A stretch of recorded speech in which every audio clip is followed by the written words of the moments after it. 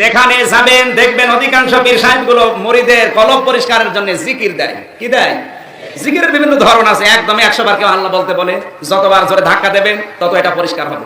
আমার প্রশ্ন, কলব যদি এখানে থাকে আমি এখনই ধাক্কা শুরু করব, আর দরকার আপনাকে নিয়ে দেব। আর এটা যদি এখানে না থাকে তাহলে তো বেকার বুক ব্যথা হবে। বলেন, কাউকে ইন্ডিকেট করে না। আপনি যদি বসতে চান কোরআন নিয়ে, হাদিস নিয়ে এবং কম্পিউটার নিয়ে বসেন, আপনাকে আমি দেখিয়ে দিচ্ছি। আপনি কোরআন মানেন না, হাদিস মানেন না, বিজ্ঞান মানেন না, আপনি বাবা মানেন, ও বাবাও জাহান্নামী, আপনিও জানেন। এবার আমার প্রশ্ন, আল্লাহর নবীকে এখানে জাসাদ বলতে, শরীর বলতে শুধু বুক, শুধু মাথা, শুধু পেট এ কথা ইন্ডিকেট করেছেন? আপনি হাদিস দেখেন তো, এরকম কোন জায়গায় আল্লাহর নবী এভাবে দেখাননি। উনি বলেছেন ফিল জাসাদি, শরীরের ভেতরে। তাহলে আপনার মাথা কি শরীরের বাইরে? ইয়ার কি মারে? এত কষ্ট করে দলিলগুলো নিয়ে আসলাম, আপনি নিজেও পড়াশোনা করবেন, আপনি মানবেনও না। আপনি কি হয়েছেন কি?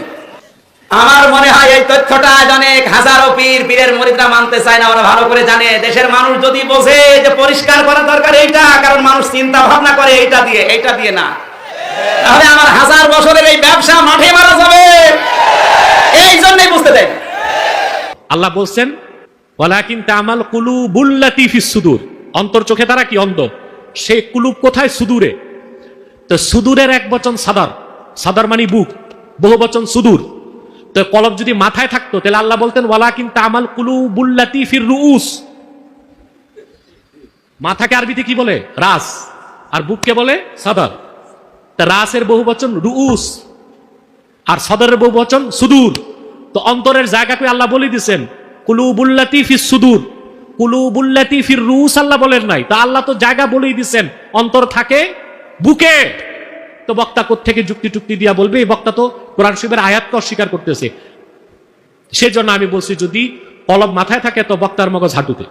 এক বক্তা বলেছে মানুষের কলব নাকি থাকে মাথায়। এটা সে বিভিন্ন ধরনের যুক্তি পেশ করেছে। এতে করে আমাদের চট্টগ্রামে অনেক ঝামেলার সৃষ্টি হচ্ছে। বিষয়টা কি জানতে চাই। যদি বক্তা বলে মানুষের কলব থাকে মাথায়, তা আমি বলি বক্তার মগজ তার হাঁটুতে।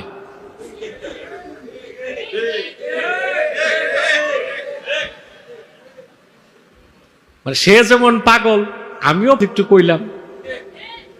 সে যদি বলে তার কলব কই? মাথায়। তা আমি বলি তার মগজ হাঁটুতে। মগজ যেমন হাঁটুতে হওয়া অসম্ভব, কলব মাথায় হওয়া অসম্ভব। কলব যে কোথায়, বক্তা যে যুক্তি টুক্তি দিবে ওগুলো তো যুক্তি অনুমান হতে পারে, পূর্বের কোন দার্শনিক বলছে, ওটা দলিল না। 10,000 আলেমের মত একদিক, কোরআন বা হাদিসের একটা দলিল একদিক। কোনটা মানতে হবে? এখন কলব যে কোথায় আল্লাহ কোরআন শরীফে বলে দিয়েছেন ওয়ালাকিন তা'মাল কুলুবুল্লাতি ফিস সুদূর, কোরআন শরীফের আয়াত। তো বক্তা এত কিতাব পড়ছে, এত যুক্তি পড়ছে, এই আয়াত পড়ে নাই।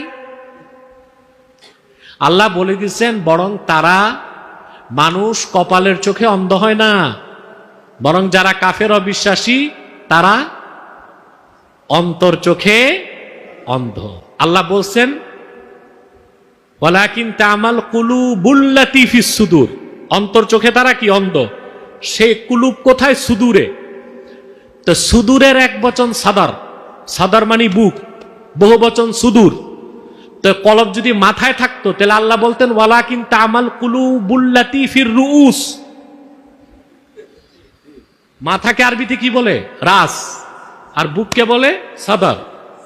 তা রাসের বহু বচন রুউস, আর সদরের বহু বচন সুদূর।